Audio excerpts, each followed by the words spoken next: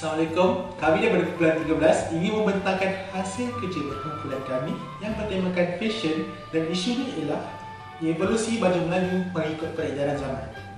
Semasa pengaruh Hindu-Buddha, pakaian masyarakat teramatlah ringkas, di mana mereka hanya menutup bahagian tertentu sahaja pada tubuh badan. Pakaian yang mereka kenakan pada badan mereka hanyalah mengikat kain di kepala dan memakai sarung ataupun kain sarung itu dijadikan cawat bagi kaum lelaki. Manakala kaum wanita pula memakai kain kemban dan kain selendang ataupun kain sarung. Cara membezakan golongan bangsawan dengan rakyat biasa adalah golongan bangsawan menggunakan kain daripada jenis yang mahal dan indah serta memakai kain perhiasan keemasan. Hal ini dapat melihat jurang sosial yang wujud dari cara berpakaian masyarakat setempat semenjak sebelum kedatangan Islam lagi. Pengaruh Islam sekitar abad ke-7 yang antaranya dibawa oleh pedagang-pedagang Arab melalui kegiatan perdagangan secara tidak langsung mempengaruhi reka bentuk pakaian tradisional masyarakat Melayu secara berperingkat. Dari abad ke-7 hingga ke-13 adalah satu tempoh transisi dan penyesuaian yang panjang.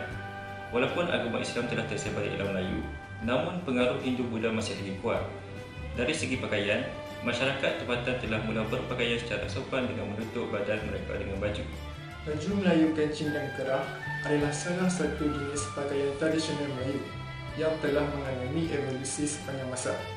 Namun, tidak ada ketentuan agama Islam yang secara khusus mengatur mengenai reka bentuk atau jenis pakaian yang harus dipakai oleh umat Muslim. Sejarah baju Melayu, kancing dan kerah bermula pada zaman Kesultanan Melayu Melaka. Pada masa itu, baju Melayu masih berupa pakaian longgar tanpa kerah dan kancing. Namun pada tahun 1401, pengaruh Islam semakin kuat dan gaya berpakaian juga mulai berubah untuk mengikuti tuntutan agama. Baju Melayu mulai diubah dengan menambahkan kerah dan kancing sebagai pengganti ikat pinggang tradisional. Proses evolusi pakaian Melayu mencapai tahap tertinggi pada zaman Kerajaan Melayu Melaka yang diperintah oleh Sultan Muhammad Shah, iaitu Sultan Melaka yang kedua. Dikatakan rekaan baju Melayu mula dihasilkan pada zaman Baginda sekitar 700 tahun lalu bila Sultan Muhammad Shah mahukan pakaian diraja. Baju Melayu terbahagi kepada dua bahagian, iaitu baju yang seakan-akan kemeja dengan panjang dan seluar panjang, dilengkapi samping dan songkok. Pakaian tradisional ini mempunyai dua jenis garis leher, iaitu cekak musang dan teluk belanga. Baju Melayu berwarna hitam dengan kain songket hitam bersulam dengan benang emas disifatkan satu bentuk pakaian rasmi yang digunakan untuk acara rasmi negara. Rekaannya pula bukan sekadar untuk kelihatan bergaya, sebaliknya mempunyai falsafah dan pengertian mendalam yang mengangkat kemuliaan Islam serta ketinggian budaya masyarakat Melayu. Contohnya, 5 butang pada baju Melayu cekak musang melambangkan rukun Islam, manakala butang 1 pada baju Melayu teluk belanga dikaitkan dengan tauhid yang mempercayai bahawa Tuhan hanya satu, iaitu Allah SWT.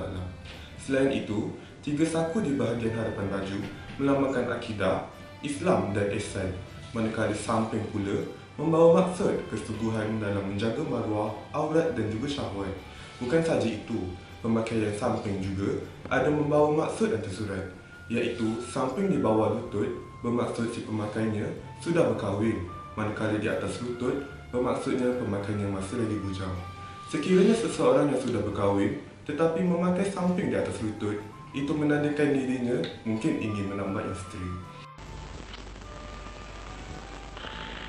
Hai, abang ni tak pernah pakai baju Melayu. Dah pakai pula. Nak mana bang? Aku nak pergi ke majlis orang kahwin. Butang baju aku mana? Kan selalu abang pakai baju kot pergi rumah orang kahwin. Ini kenapa pakai baju Melayu? Apa salah kau pakai baju ini? Ini baju kebangsaan tau. Butang baju aku mana, Pa? Salah tu tak salah. Tahu tipa, orang yang pakai baju semacam ini, orang itulah yang nak kahwin. Pa, apa dah kau cakap ni? Kamu orang perempuan semuanya sama saja. Selain itu, pakaian baju Melayu moden atau slim fit juga telah diubah sesuai agar kelihatan lebih menarik serta mempunyai daya tarikannya yang tersendiri. Ciri-ciri yang terdapat pada baju Melayu moden adalah gabungan warna yang digunakan serta pemilihan kain fabrik. Bagi pemilihan warna, generasi muda pada masa kini lebih gemar akan pakaian yang mempunyai gabungan warna panas dan warna sejuk. Manakala dari segi pemilihan fabrik pula adalah fabrik yang mempunyai ciri yang tidak mudah kedut, kain yang lembut, sejuk apabila dipakai dan juga fleksibel. Antara kain yang sering digunakan dalam pembuatan baju Melayu moden ialah seperti kain sifon, kain kapas dan kain satin. Pada tahun 2017, salah satu ciri unik yang diperkenalkan pada baju Melayu moden adalah hidden zip yang terdapat pada lengan dan juga sisi badan pada baju Melayu. Salah satu jenama baju Melayu terawal yang mempunyai ciri unik ini ialah baju Melayu Khairul Bahri. Sehingga tahun 2023, ciri-ciri yang dianggap unik ini masih diteruskan pada baju Melayu berjenama popular pada masa ini, iaitu baju Melayu yang berjenama Bulan Bintang. Ciri-ciri unik ini berguna bagi memudahkan pengguna baju Melayu moden, terutamanya baju Melayu slim fit ketika mahu memakai atau menanggalkannya. Tambahan pula, hidden zip pada bahagian lengan ini memudahkan umat Islam untuk mengambil wuduk atau melipat dengan baju Melayu ketika cuaca panas ataupun untuk menikmati juadah yang disediakan.